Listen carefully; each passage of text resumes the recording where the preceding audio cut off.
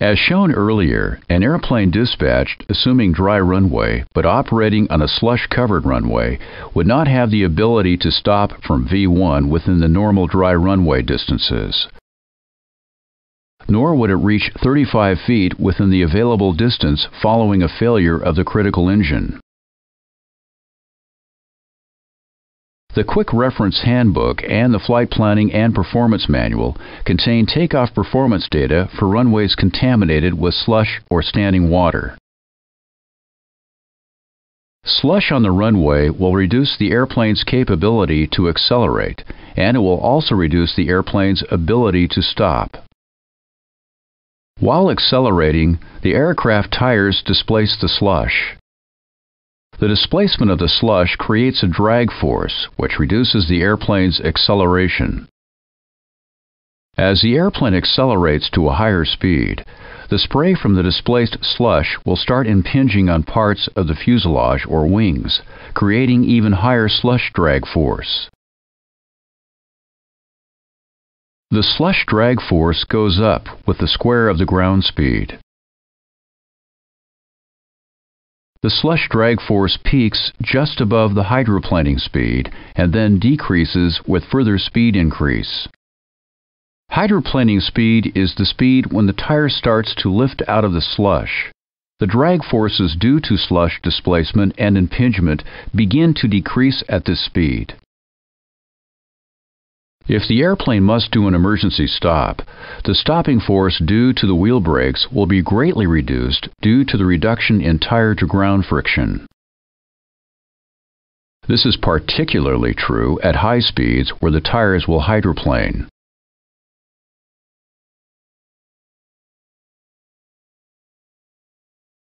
A runway is contaminated when over 25% of the available runway is covered with a measurable depth of slush or standing water.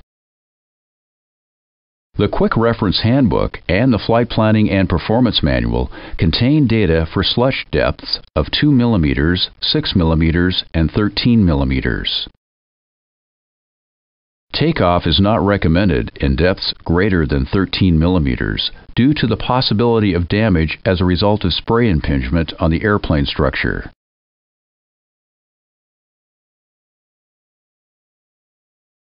The takeoff data provided for slush and standing water take into account the effect that the slush has on the airplane's ability to accelerate, as well as the effect on the airplane's ability to stop.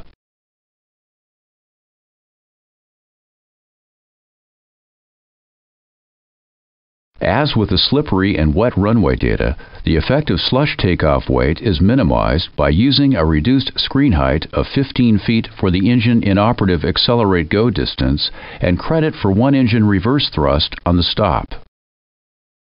A new V1 speed is also computed. Even with the reduced screen height, credit for reverse thrust, and with a new V1 speed, the weight reductions due to slush are extremely large.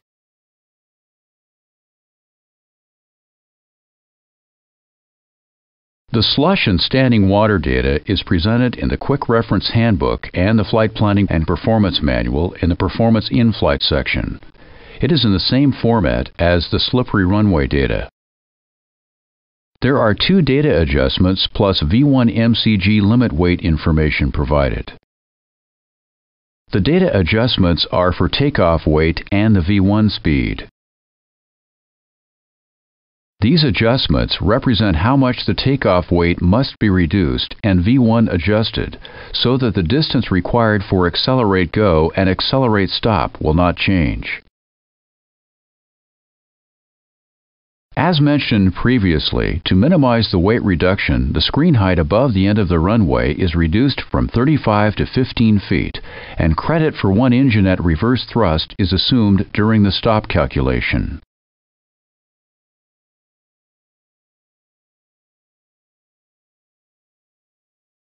The V1 MCG limit weight is the maximum weight at which the airplane can accelerate to V1 MCG speed and still stop within the fuel length available for the assumed reported braking action. An example will be used to show how slush or standing water covered runway data adjustments are applied. In this example, takeoff data is being computed for a sea-level airport which has a 2,500-meter long runway on a 0 degrees Celsius day. The climb limited weight is 70,500 kilograms, and the weight limitation due to all other considerations is 77,000 kilograms, and this weight is limited by the obstacle consideration. Finally, the runway is reported to be covered with 6 millimeters of slush. First, the weight adjustment would be determined.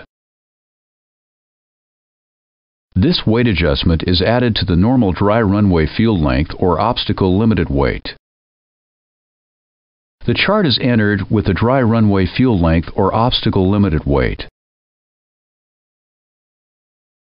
and the reported slush depth. This example will be 6 millimeters. Interpolate to obtain the takeoff weight adjustment. The takeoff weight adjustment is then added to the dry runway field length or obstacle limited weight. Notice that the weight adjustment is always negative. Next, we need to determine the V1 MCG limited weight and compare it to the obstacle or runway limited weight just determined.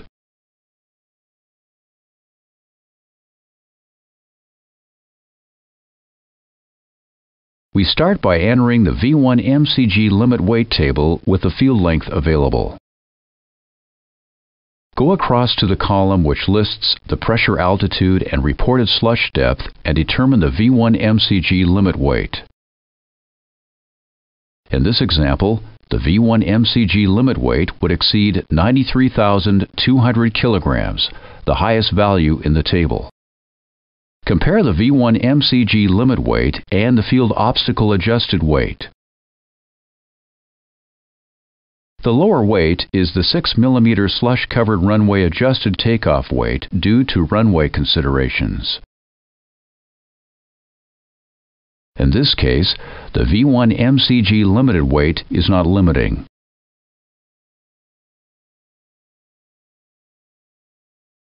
The climb limited weight must be compared to the adjusted contaminated runway limited takeoff weight. The lower value will be the maximum allowable takeoff weight. For this example, the slush-covered runway weight is limiting.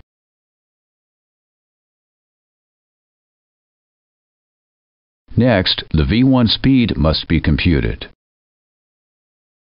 For this example, the takeoff will be performed at the 6 mm slush-covered runway weight of 66,200 kilograms.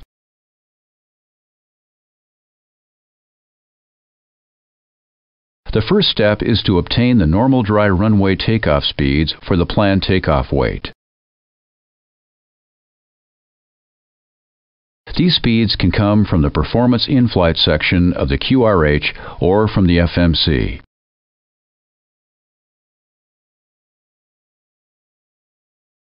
Next, enter the V1 adjustment chart at the weight, pressure altitude, and reported runway condition. Look up the V1 adjustment, in this case a negative 13 knots.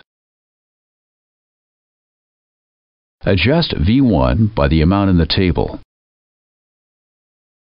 Compare the resulting V1 to V1 MCG obtained from the QRH.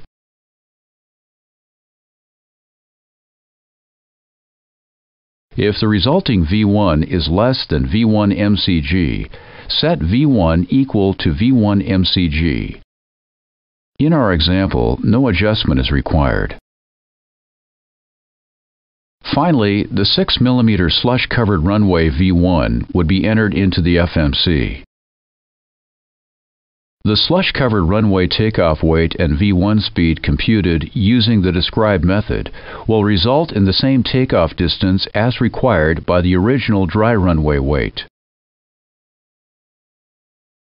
The difference is, at this reduced weight and V1 speed, the airplane will reach a screen height of 15, not 35 feet following an engine failure at the critical speed.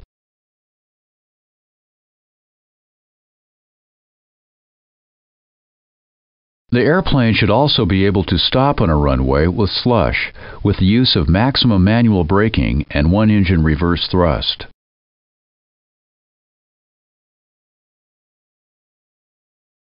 The slush weight reductions and V1 adjustments take into account the reduction in tire-to-ground friction and the effect of hydroplaning on the airplane's stopping performance. There is no additional adjustment required for reported braking action. Notice that the weight reductions are much larger at greater slush depths. Also, the adjustments are valid for all flap settings.